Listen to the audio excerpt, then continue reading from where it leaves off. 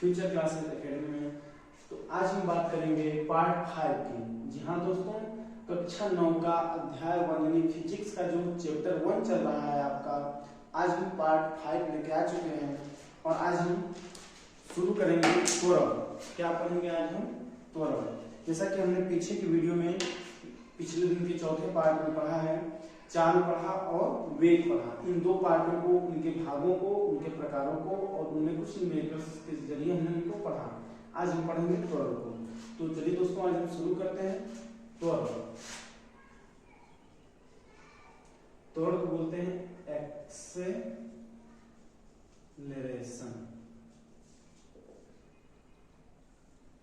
या त्वरण को और दूसरे भाषा में क्या कहते हैं? वेग परिवर्तन की दर। वेग में परिवर्तन की दर को त्वरण कहते हैं। ये हमारा सिंपली परिभाषा है याद करने के लिए कि क्या कहते हैं? वेग में परिवर्तन की दर को त्वरण कहते हैं। और वेग किसमें होगा? हम जानते हैं किसी गतिमान वस्तु में ही वेग होता है। तो हम लिख सकते हैं यहाँ पर समझने के लिए ब्रैकेट्स में कि वेग में परिवर्तन की दर, इस इंग्लिश में क्या बोलेंगे हम लोग? Rate of change in velocity. वेग में परिवर्तन की दर को त्वरण कहते हैं। इसका परिभाषा में क्या लिखेंगे? किसी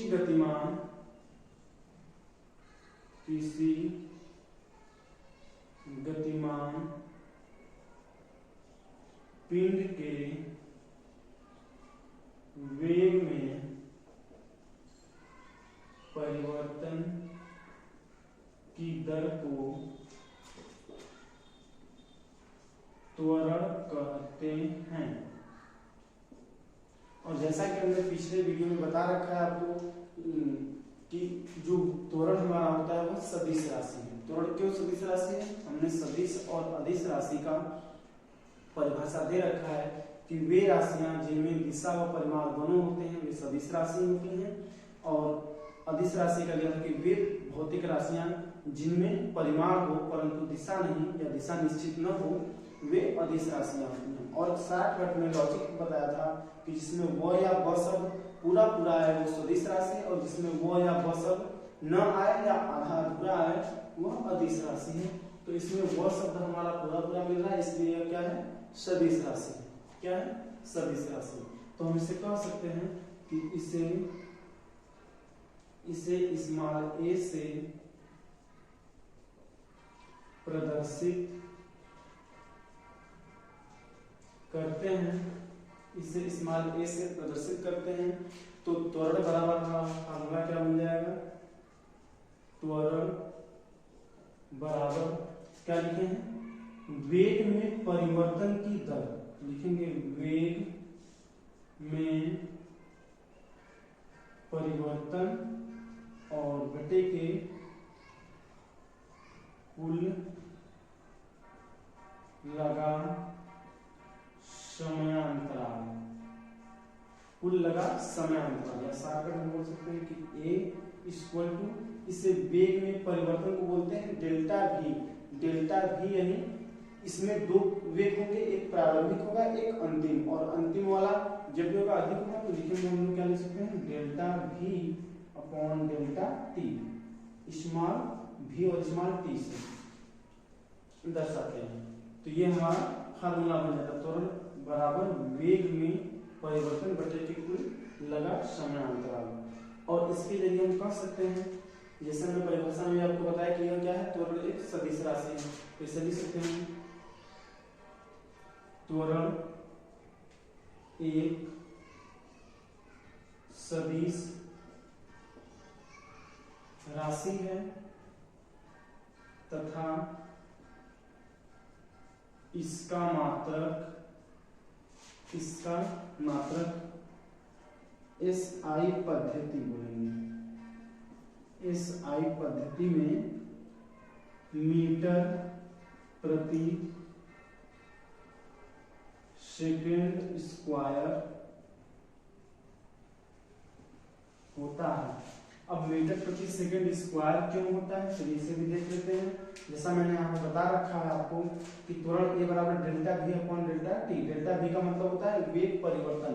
वेग परिवर्तन यानी वेग का हमने क्या बता रखा है आपको पिछले वीडियो में, मीटर प्रति सेकंड। क्या बता रखा है, मीटर प्रति सेकंड।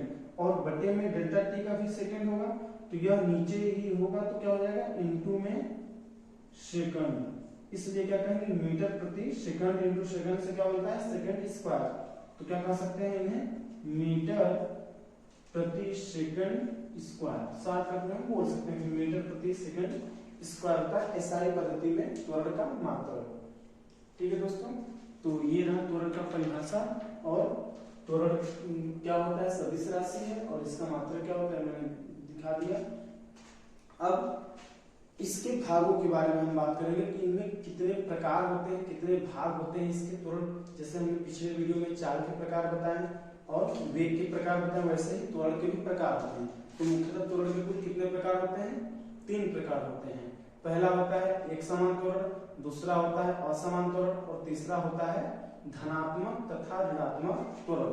चलिए दोस्तों हम इसके टाइप को भी देख लेते हैं। इसे मिटा देते हैं पूरा।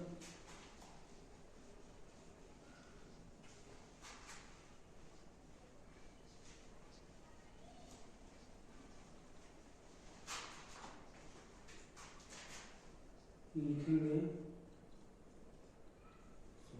त्वरण के प्रकार, त्वरण के प्रकार, type of acceleration, type of acceleration. तो कुल मुख्यतः कितने प्रकार के होते हैं, 3 प्रकार। लिखेंगे त्वरण मुख्यतः 3 प्रकार के होते हैं। त्वरण मुख्यतः 3 प्रकार के होते हैं। पहले प्रकार की बात हम कर लेते हैं, पहले टाइप की। फर्स्ट होता है हमारा एक समान त्वरण। एक समान त्वरण। एक समान त्वरण को इंग्लिश में क्या बोल सकते हैं, यूनिफॉर्म एक्सेलरेशन। क्या बोलेंगे, यूनिफॉर्म एक्सेलरेशन, यूनिफॉर्म एक्सेलरेशन। अब इसका परिभाषा क्या होता है, इसे परिभाषित करने के लिए हमें क्या लिखना होगा, यानी कह सकते हैं कि यदि किसी गतिशील पिंड, यदि किसी गतिमान पिंड या गतिशील पिंड के वेग में समान समय अंतरालों में समान परिवर्तन होता है तो उस वस्तु के वेग में उत्पन्न त्वरण को एक समान त्वरण कहते हैं। क्या लिखेंगे, यदि किसी गतिशील पिंड, लिख लेंगे पिंड के पिंड में, यदि किसी गतिशील पिंड में, यदि किसी गतिशील पिंड के लिखेंगे में, के वेग में ऐसे लिखेंगे, यदि किसी गतिशील पिंड के वेग में समान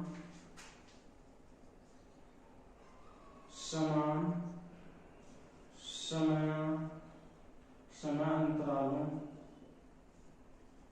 में समान परिवर्तन होता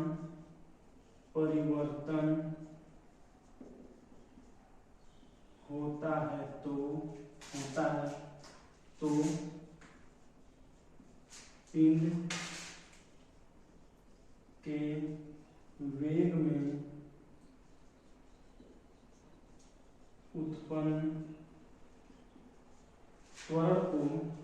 उत्पन्न त्वरण को एक समान त्वरण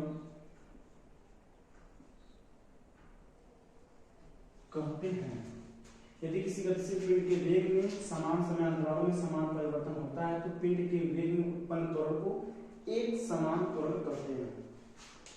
क्या करते हैं? एक समान त्वरण करते हैं। जैसे अगर हम एग्जाम्पल बताना चाहें आपको, तो एग्जाम्पल में हम अगर देखें तो क्या कर सकते हैं, बोला गया है कि त्वरण भी होगा और एक समान होगा। जैसे अगर हम कह दें कि पृथ्वी तल की ओर या पृथ्वी के केंद्र की ओर स्वतंत्रता पूर्वक अगर हम ऊपर से कोई वस्तु छोड़ते हैं, जैसे कि अगर हम छत पे 2 मंजिला 3 मंजिला छत पे ऊंचाई पर बिल्डिंग पे किसी घर के ऊपर है और ऊपर से कोई गेंद लेकर के या कोई पत्थर का टुकड़ा लेकर के छोड़ते हैं, तो वह स्वतंत्रता पूर्वक पृथ्वी पर नीचे की ओर आती है। तो जिस वेग से आएगी वह लगातार समय के साथ उसके वेग में वृद्धि होगा, तो वह वृद्धि ही किसमें बदलेगी? त्वरण में। तो हम कह सकते हैं कि वह जो वस्तु नीचे आएगी स्वतंत्रता पूर्वक से, तो उस प्रकार के वेग को क्या कहेंगे? त्वरण। और वो कैसा त्वरण होगा? एक समान त्वरण। क्या होगा? एक समान त्वरण। तो लिख लेंगे यहाँ पर एग्जाम्पल में ऐसे कि यदि किसी गेंद बोलते हैं, गेंद को पृथ्वी के केंद्र की ओर स्वतंत्रता पूर्वक छोड़ा जाता है, तो वह एक समान त्वरण से नीचे की ओर गिरता है। कैसे गिरता है? एक समान त्वरण से नीचे की ओर गिरता है। ठीक है, ये रहा एक समान त्वरण का परिभाषा और ये रहा उसका एग्जाम्पल। ठीक है, अब हम दूसरे नंबर की बात कर लेते हैं। सेकेंड नंबर में रहेगा असमान त्वरण। क्या लिखेंगे परिभाषा में? तो इसे मिटा देते हैं, इरेज करके लिख देते हैं।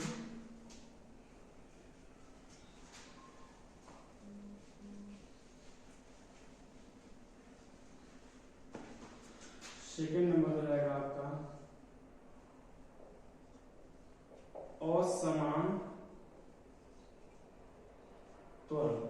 असमान त्वरण को क्या बोलेंगे? क्या बोल सकते हैं? जैसे पहले वाले में एक समान को बोले हैं यूनिफॉर्म, तो असमान को क्या बोलेंगे? Non uniform. क्या बोलेंगे? नॉन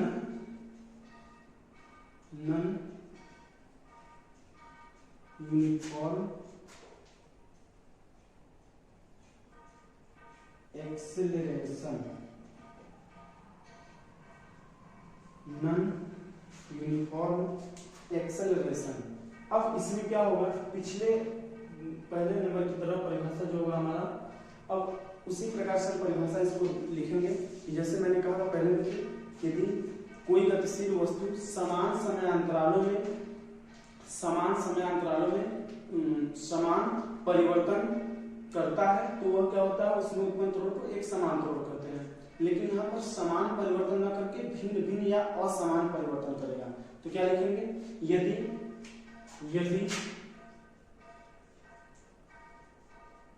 किसी गतिशील पिंड के वेग में, यदि किसी गतिशील पिंड के वेग में समान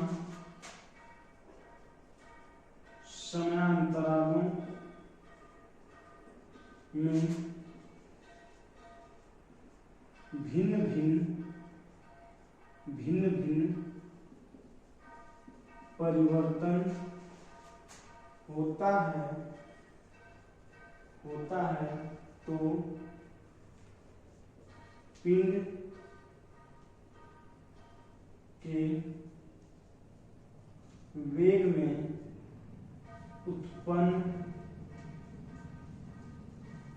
त्वरण को असमान त्वरण कहते हैं। यदि किसी गतिशील पिंड के वेग में समान समयांतरालों में भिन्न भिन्न परिवर्तन होता है, तो पिंड के वेग में उत्पन्न त्वरण को असमान त्वरण कहते हैं। अगर हम एग्जाम्पल के तौर पे अगर देखना चाहें तो कह सकते हैं कि हम अपने दैनिक जीवन में डेली देखते हैं जैसे कोई क्षैतिज सड़क है, अक्सर सड़कें क्षैतिज होती हैं हमारे आसपास, तो क्षैतिज सड़कों पे कोई भी वाहन हो उसका आवागमन यानी आना और जाना। जैसे अगर हम साइकिल लेकर बाइक लेकर के अगर चलते हैं या किसी मोटर कार में या बस में सफर करते हैं तो क्या होता है कि जब एकदम खाली रास्ता मिलता है थोड़ा स्पीड अप करके यानी स्पीड बढ़ा करके ड्राइवर चलाते हैं, या अगर कह सकते हैं कि जब रास्ता थोड़ा क्या हो भीड़ भाड़ वाला हो, थोड़ा भरा हो, खाली ना हो, तब हमें थोड़ा स्लो यानी धीरे चलना होता है। तो उसमें हम कह सकते हैं कि कभी ज्यादा तेज चलता है, कभी धीमा चलता है। तो इस प्रकार से कह सकते हैं कि उनके वेग में लगातार समय के साथ परिवर्तन होता है, भिन्न भिन्न। अगर हम कह दें कभी 1 मिनट में 1 किलोमीटर वाहन चल रहा है तो कभी 1 मिनट में 100 मीटर चल रहा है। तो इस प्रकार से हम क्या कर सकते हैं, यदि किसी गतिशील पिंड के वेग में समान अंतराल में भिन्न परिवर्तन होता है तो उस पिंड के वेग में उत्पन्न त्वरण को असमान त्वरण कहेंगे। तो एग्जांपल में लिख सकते हैं जैसे में कि यदि किसी क्षैतिज सड़क पर यदि किसी क्षैतिज सड़क पर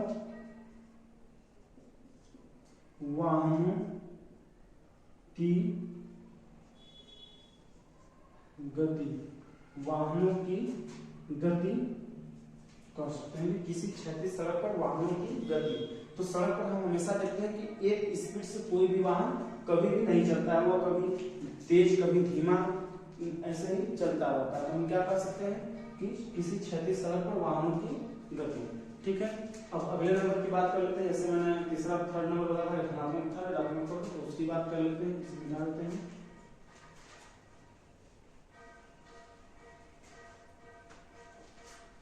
थर्ड नंबर हमारा हेडिंग बन जाएगा धनात्मक तथा ऋणात्मक त्वरण। इसे इंग्लिश में क्या बोल देंगे हम, पॉजिटिव एंड निगेटिव एक्सेलरेशन।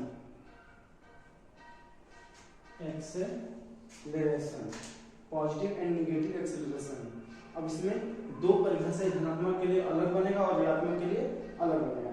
जैसा कि हमें धनात्मक से ही पता चल रहा है कि इसमें क्या होगा, वृद्धि होगा, त्वरण में क्या होगा, वृद्धि होगा, और ऋणात्मक से पता चल रहा है कि इसमें क्या होगा, कमी होगा। और हम आपको बता दें कि ऋणात्मक त्वरण को मंदन भी कहते हैं। धनात्मक त्वरण तो हमारा त्वरण ही रहता है, एक्सेलरेशन ही कहलाता है, त्वरण ही बोलते हैं उसे हिंदी में। लेकिन जो हमारा ऋणात्मक त्वरण होता है, जहां पर ऋणात्मक त्वरण आता है उसे हम क्या बोलते हैं, मंदन बोलते हैं। एक नए शब्द को यूज करते हैं, मंदन बोलते हैं। चलिए दोस्तों इसका परिभाषा देख लेते हैं। कह सकते हैं कि यदि किसी गतिशील पिंड के वेग में लगातार समय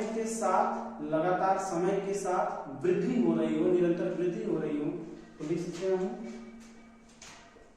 धनात्मक के लिए यदि किसी गतिशील पिंड के वेग में निरंतर या निरंतर समय के साथ वृद्धि हो रही हो तो पिंड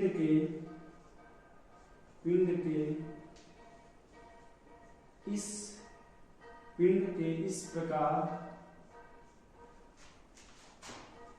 के त्वरण को धनात्मक त्वरण कहते हैं। जैसे एग्जाम्पल में मैंने पहले वाले में एग्जाम्पल दिया था कि यदि कोई भी वस्तु को या किसी गेंद को स्वतंत्रता पूर्वक यानी फ्री अवस्था में ऊपर से नीचे छोड़ा जाता है तो वह हमेशा नीचे पृथ्वी के केंद्र की ओर गिरता है। तो उसमें कौन सा त्वरण होता है? धनात्मक त्वरण। क्योंकि धनात्मक क्यों होता है? क्योंकि जो पृथ्वी का ग्रेविटेशनल फोर्स है यानी गुरुत्वीय त्वरण बल है वह हमेशा नीचे की ओर किसी वस्तु को खींचती कार्य करती है, तो उसकी दिशा हमेशा नीचे की ओर लगती है। इसलिए कोई भी वस्तु जब नीचे की ओर गिरता है तो उसे कहते हैं कि इसमें धनात्मक दिशा है, पॉजिटिव दिशा है, गुरुत्वीय त्वरण की दिशा में है। और जब इसके विपरीत ऊपर जाता है तो कहते हैं ऋणात्मक दिशा है, ऋणात्मक त्वरण। तो लिख सकते हैं कि किसी गेंद को स्वतंत्रता पूर्वक ऊंचाई से छोड़ने पर वह सदैव पृथ्वी की ओर गिरता है, जिससे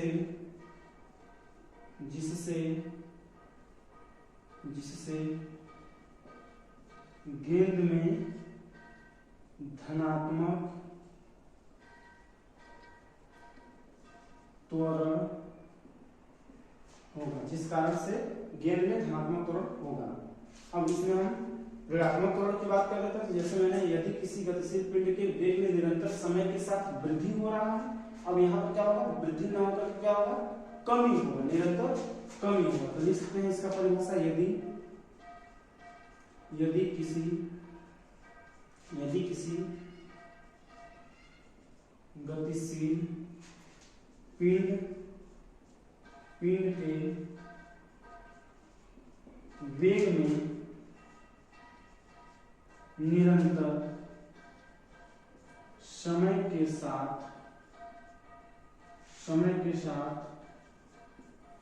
कमी हो रही हो तो पिंड के इस प्रकार के त्वरण को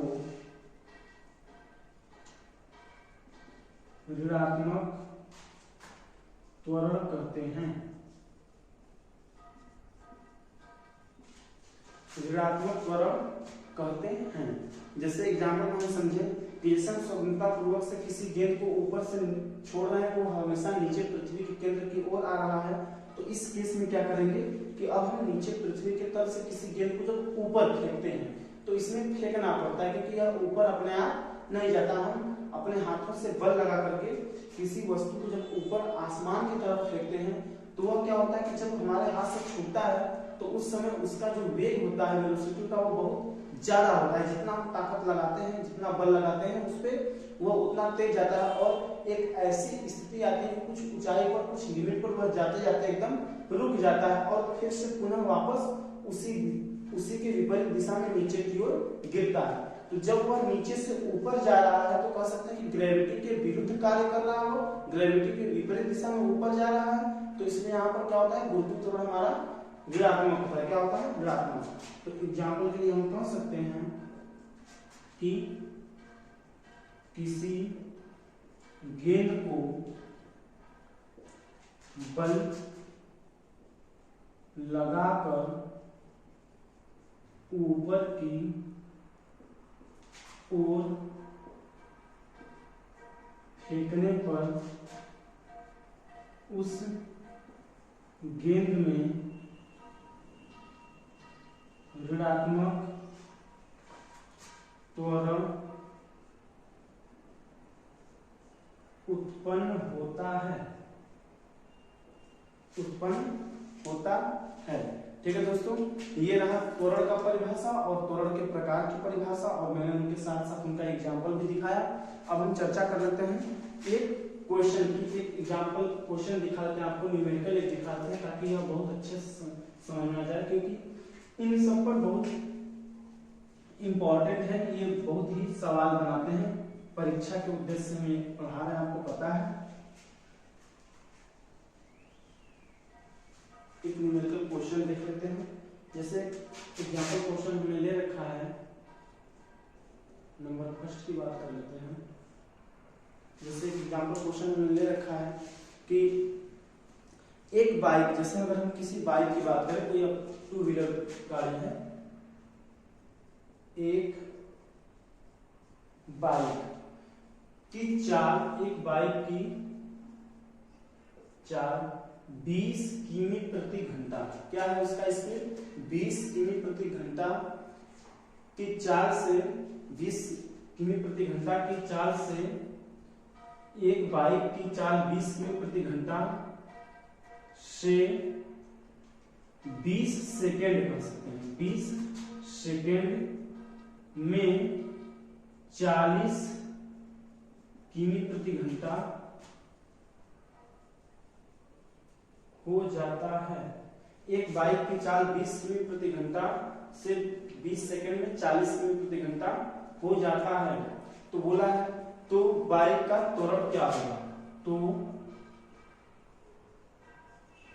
बाइक का त्वरण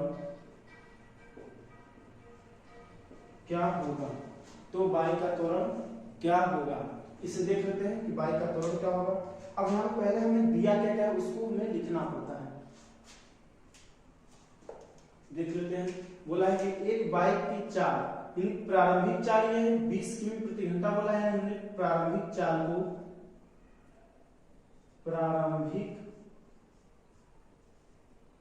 चाल या व्यक्त कर सकते हैं, प्रारंभिक चाल यू से दिखाते हैं, बराबर 20 किमी प्रति घंटा देना है। बाइक की प्रारंभिक चाल 20 किमी प्रति घंटा है और समय कितना बोल रखा है इन्होंने, समय बोला है, समय टी दिखाते हैं, बोला है 20 सेकेंड, 20 सेकेंड और फिर बोला कि 40 किमी प्रति घंटा हो जाता है। तो अंतिम वेग, अंतिम चाल क्या है, अंतिम चाल भी से दिखाते हैं, बोला है 40 किमी प्रति घंटा।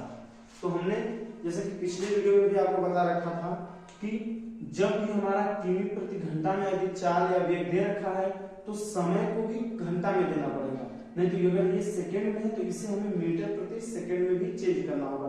तो हम यहाँ मीटर प्रति सेकंड में चेंज कर देते हैं। तो 20 किमी प्रति घंटा को यदि मीटर प्रति सेकंड में हमें बदलना है, चेंज करना है, तो इसमें हम 5/18 5/18 से करते हैं मल्टीप्लाई, तो ये हमारा चेंज हो जाता है मीटर प्रति सेकंड में। ये आते कहां से हैं, इसको हम थोड़ा सा दिखा देते हैं आपको। जैसे हम कहते हैं 20 किमी प्रति घंटा, किमी प्रति घंटा कह रहे हैं तो किमी का मतलब एक कह लेते हैं, 1 किमी, और घंटा का मतलब 1 घंटा। अगर समझने के लिए तो 1 किमी में होता है 1000 मीटर और 1 घंटे में होते हैं 3600 सेकेंड। तो ये हमारा डबल जीरो से डबल जीरो कट जाता है और इसको अगर 2 से हल करें तो 2 5 जा 10 होता है और यहाँ 18 हो जाएगा। तो यही 5/18 हमारा प्राप्त होता है। तो 5/18 से हम यहाँ पे क्या कर देते हैं मल्टीप्लाई, ठीक है। तो यहाँ जो गुणा करेंगे हम, तो ये देखिए क्या हो जाएगा हमारा 50/9। ये सरल करने पर ये 2 से कटेगा 9 बार में, 2 से कटेगा 9 बार में और ये 2 से कटेगा 10 बार में। तो 10 × 5 हो जाएगा 50 और अपन 9। तो इतना मीटर प्रति सेकंड आ गया। कितना आ गया मीटर प्रति सेकंड। इसी प्रकार से इसमें भी इनको हम 5/18 कर लेते हैं, 5/18 से गुणा कर लेते हैं। तो इसे भी अगर हम काटेंगे तो ये कितना कटेगा 9 और ये 20, यानी 100/9 मीटर प्रति सेकंड हो गया, मीटर प्रति सेकंड हो गया। अब हमारा ये भी मीटर प्रति सेकंड हो गया, ये भी मीटर प्रति सेकंड और समय भी सेकंड में। तो हमने आपको त्वरण बराबर अभी क्या फार्मूला लिखा है, त्वरण A बराबर होता है, क्या होता है, हमने कहा था कि डेल्टा V को ही मैंने कहा था कि इसमें एक प्रारंभिक वेग होगा, एक अंतिम वेग। तो हमेशा अंतिम वेग जब ज्यादा है तो अंतिम वेग में से प्रारंभिक को घटाएंगे, इसमें जो अधिक होगा उसमें से कम को हमेशा घटा देंगे। तो यहाँ पे क्या लिख सकते हैं V - U/Δt। ये क्या दे रखा है, डेल्टा t का मान दे रखा है, डेल्टा लिखे ना लिखे कोई दिक्कत नहीं है। तो अब V का मान क्या दे रखा है हमें 100/9 और माइनस U का क्या दे रखा है 50/9 और पूरे के बटे क्या दे रखा है 20 सेकेंड। तो हल कर लेते हैं यहाँ पे इसे। अब इसे एलसीएम लेके यदि आप हल करते हैं तो इतना में से अगर ये घटेगा हमारा तो 50/9 बचेगा और नीचे क्या है 20, तो 20/1 भी हम कर सकते हैं। इसे फिर से अगर हम हल करेंगे तो 50/9 इंटू 1/20, 0 से 0 हमारा कटा। अब ये क्या बन जाएगा 5/9 18, यानी 5/18 कितना आ गया 5/18 मीटर प्रति सेकंड। यही हमारा क्या बन जाएगा आंसर बन जाता है। क्या बन जाता है ये हमारा आंसर बन जाता है। तो आशा है उम्मीद है कि आपको बहुत अच्छे से ये हमारा वीडियो समझ में आया होगा। और हमने अब यहाँ पे पिछले वीडियो में जैसे कि चाल भी बता दिया, चाल के प्रकार भी, वेग के प्रकार, और आज हमने त्वरण और त्वरण के प्रकार बता दिया। अब हम अगले वीडियो में लेकर के आएंगे इन तीनों के लिए ग्राफ, यानी जैसे कि ग्राफ भी 3 होंगे इसमें आपके, वेग समय ग्राफ, दूरी समय ग्राफ और विस्थापन समय ग्राफ। इन तीनों को हम एक ही वीडियो में लेकर आते हैं। तब तक के लिए नमस्कार, जय हिंद, जय मां सरस्वती।